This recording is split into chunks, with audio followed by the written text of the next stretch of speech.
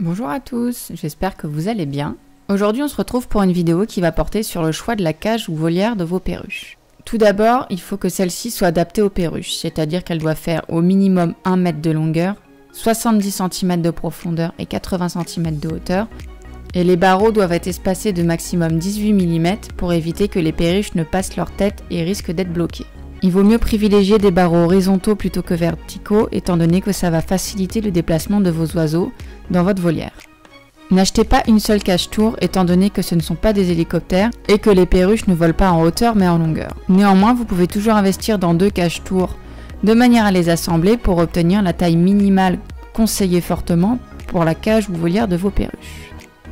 En prenant ces critères de manière à éliminer les cages volières sur le marché qui ne seraient pas adaptées, s'il vous reste à la fin plusieurs cages ou volières, vous pouvez alors faire un tri en vous basant sur la praticité de la cage. Est-ce que vous souhaitez pouvoir rentrer dedans ou non pour faciliter son nettoyage?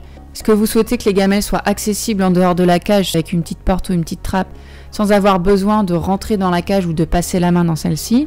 Est-ce que vous souhaitez avoir un tiroir en bas de manière à faciliter le nettoyage des fientes ou non? Est-ce que vous voulez une grille séparatrice entre les fientes et les oiseaux ou non? Est-ce que vous voulez une ouverture pour mettre une baignoire directement ou vous préférerez mettre une gamelle au sol? Est-ce que vous voulez une cage avec une demi-lune sur le devant pour que les oiseaux puissent rentrer et sortir plus facilement? Est-ce que vous voulez une ouverture sur le dessus? Etc. Vous avez également la possibilité de fabriquer vous-même votre cage en prenant bien entendu des matériaux adaptés ainsi que des mailles de grillage qui ne seront pas trop grandes. Si vous avez besoin d'éclaircissement, n'hésitez pas à me demander en commentaire ou bien par mail. Si vous n'êtes pas abonné, je vous invite à le faire de manière à ne louper aucune nouveauté sur ma chaîne et vous pouvez également me rejoindre sur Instagram. À très vite pour une prochaine vidéo.